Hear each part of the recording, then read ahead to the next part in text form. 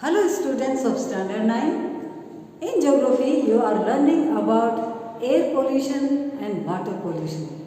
Today you are going to learn chapter 17 Air and Water Pollution part 2. Today you are going to learn what are the preventive methods which can reduce air pollution. So there are many methods. Some of the methods I am going to explain. And first of all, the preventive measures. First is the carpooling. What do you mean by the carpooling? Sharing of car journeys. In cities and towns, you must have seen traffic problem. Everywhere overcrowded vehicles are running and there is traffic jam. So, why is it so? Many people utilize their car to go to office. So here it is suggested that one car can be shared by 5 people. So what will be the benefit? Number of cars will be reduced on the road. So the traffic jam problem can be also reduced. There is always emission of toxic gases due to the burning of fossil fuels due to these vehicles. If you think about the world, all over the world, millions of vehicles are running every day and they are releasing too much toxic gases and they are present in the atmosphere, in the air, and they are very, very harmful for the human life, human body, also other living beings. So, if carpooling is practiced, for example, from the housing colonies, people go to the same industry or to office to work. If those people can take one car and go to their office, sharing their car one by one, that is very good to reduce air pollution. Also, what is the benefit of it if you see? If one person is going, there is more expense. But if 5 people are sharing, expense can be also reduced. On the road, there will be reduced number of cars and vehicles, and that will also help to reduce air pollution. And also it is very good for the environment to maintain, to make it neat and clean. So carpooling is suggested to go to office. Also, if you see, second one is the promotion of public transport. People use their cars to go. If many people are using public buses and the main means of transport in the cities, large cities, is the public transport, to go to a long distance and cheap and best modes of transport in the cities, helping people to go to their working place. So, if many people are going and using public buses on the road, there will be reduction of the number of cars and other vehicles. And that will reduce some other problems also. That will reduce air pollution and traffic jam will be also reduced. Also expense will be reduced. So like this, if the parents are using school buses for their children, they are reducing air pollution. So, this is very important and cheap and best method, and also it is very important and very useful method to reduce air pollution. Third is no smoking zones.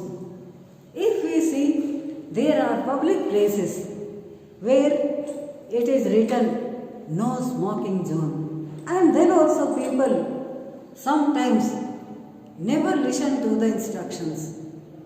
There are public places like hospitals, schools, institutions, or markets, or shopping centers, or cinema hall, stadium, all those places that it is restricted to smoke. And in those areas, if people are using, other people are also inhaling. And thus, the polluted air is affecting other people also, those who don't use smoking or those who are not practicing smoking.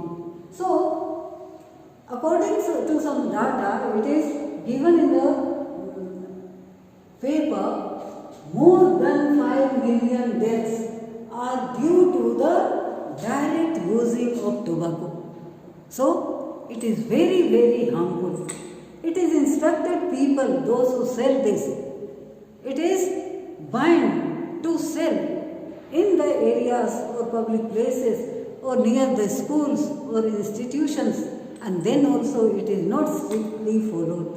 And air pollution is increasing due to smoking day by day. So, it is asked not to use it. Showing the death rate, people are asked not to use it for their lives. The last important method is restricted use of fossil fuels. We are using fossil fuels for various purposes. Lot of fossil fuel is used by the industries. Largest is utilized by the railways like coal and petroleum. Also by the industries like iron and steel, because coking coal is utilized. And burning of fossil fuels produce lot of toxic gases. They are releasing nitrogen oxide, sulfur dioxide, all these are very, very harmful for the living beings. So, if they are not restricted, people will use them endless and continuous utilizing of fossil fuels. Some days they can be depleted. So it is unknown how many reserves, how much reserves are found there about the petroleum or coal deposits, how many years it will remain and it will be utilized. So continuous reckless utilization of this fossil fuel because of the very high densest populated areas. This is also indicating an increasing pollution day by day. So it is asked not to use limited utilization of fossil fuels. How much is utilized, how much is needed, that should be accordingly. So there should be judicious use of these fossil fuels. Yes, some vehicles are running using CNG or natural gas. They are not releasing too much toxic gases. So they are very useful, can be utilized so that air pollution can be reduced. And also, if there is high pressure of utilization of this fossil fuel, there will be depletion of fossil fuel. So it is our duty to conserve fossil fuel for the future generation. And therefore, these are some of the methods. You should know carpooling, promotion of public transport, no smoking zones and restricted use of fossil fuels can reduce air pollution. If we can reduce air pollution, our environment will be balanced. There will be no ecological imbalance and we can save our nature. Nature will save us. So, thank you.